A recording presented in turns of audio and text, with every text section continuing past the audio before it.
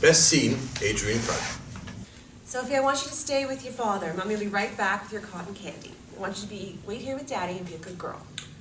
Julian tries to take Sophie's hand, but she pulls away yet stands close as he waits in a long ticket line.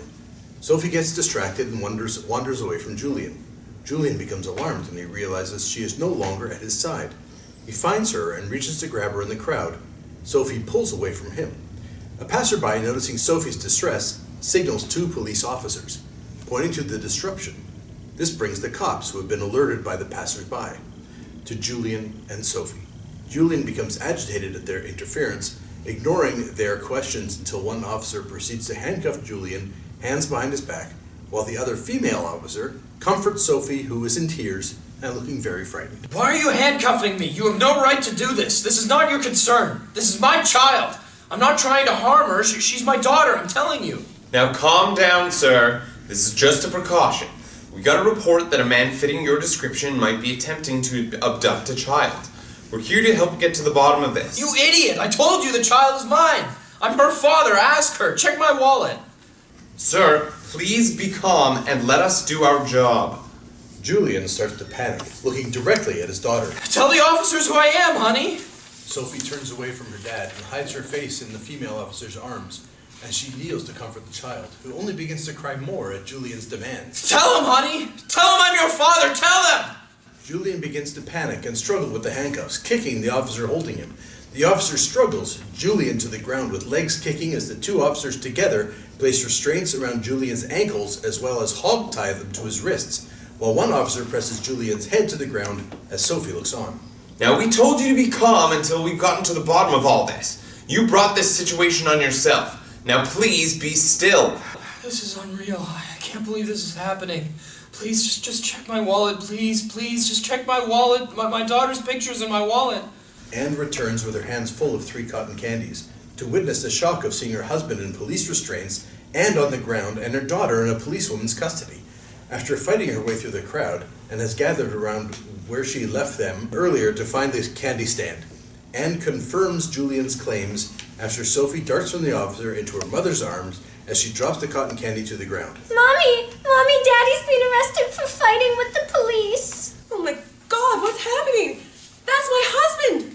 Julian!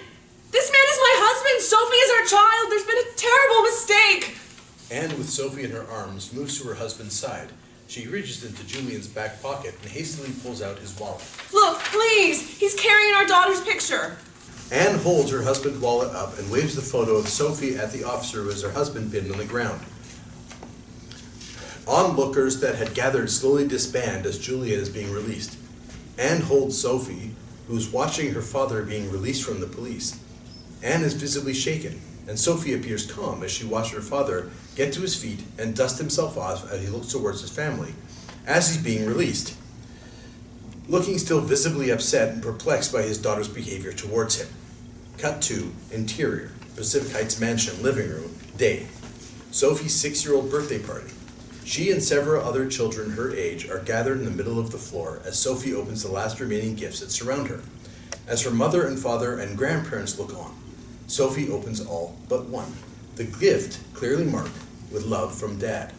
Anne attempts to force her, putting the gift in her hand. Sophie, I helped your dad pick out this gift. Don't you want to open it? Okay, Grandma. For you. And for Daddy, sweet pie? Sophie does not respond as she reaches down for the gift and places it in her lap. She takes off the ribbon and the wrapping and opens the lid to discover 2 ski dolls, a Barbie and Ken dressed in ski outfits. Sophie smiles. Oh, Grandma, if I knew this was what Daddy gave me, I would have opened it first. Tell your father you're happy with his gift. Thank you, Father. Sophie, don't I deserve a little kiss for this? Sophie stands up with her new Barbie and Ken ski dolls, one in each hand. She walks across the room towards her father, and just before reaching him, she plunges both dolls head first into the ice tub, cooling the party refreshments, and runs out of the room. Interior, living room, same day. Anne and Christine have gathered up the last of the birthday party mess, and the maid collects the last of the stray glasses and dishes around the room. I really don't know what to do about Sophie's behavior. We hoped she'd grow out of it. Have you considered professional help? I would if we could find someone really good in the field that Julian would consent to. Get a referral from Stanford. Interior, Sophie's bedroom, night. Sophie is awakened from a nightmare with a scream that brings her mother to her bedside. Mommy, my fairy godmother was very angry and tried to take me to a scary place I didn't want to see. No, Mummy's right here, and she's gone now, okay? You can go back to sleep. I think you scared her away with your scream. She probably won't be back to take you anywhere. Now, go back to sleep, okay, sweetie? Sophie lays her head back down on the pillow as her mom tucks her back under the covers with a kiss. Okay, Mommy. If you're sure she won't be back to take me. Mummy's sure. Interior, master bedroom suite, same evening. And get back into bed with Julian, who has also been awakened from the disturbance of Sophie's scream. Another nightmare? I think the same recurring one again. You've got an appointment for her coming up tomorrow, right? Yes. And the doctor wants us both to be there. I planned on it, honey. I'm just as concerned as you. Now try not to worry and get some sleep. Kids sometimes have bad dreams. We've all had them. But not as often as our daughter. That's what concerns me, and it seems to be the same dream. Her fairy godmother again? Yes. Hopefully this doctor will have some answers for us tomorrow. Julian gives his wife a consoling kiss goodnight and turns over and shuts his eyes again to sleep. Interior, child psychiatrist's office, day. And Julian and Sophie enter the doctor's office and take a seat in the waiting room. I'm still unsure about this, but at this point, I'll try almost anything. She comes highly recommended from the Stanford Child Psychology Department. Mommy, why are you whispering? The doctor will see you now. Please go right in. Anne takes Sophie by the hand as the three of them enter the doctor's office. The doctor shakes hands with the patients as well as with Sophie, who also extends her hand to be shaken. Hello, my name is Dr. Laura Stentzel.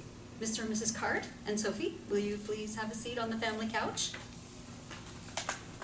Sophie seats herself on the floor and begins playing with the Lego set displayed in the room as the doctor explains her process of therapy with the parents.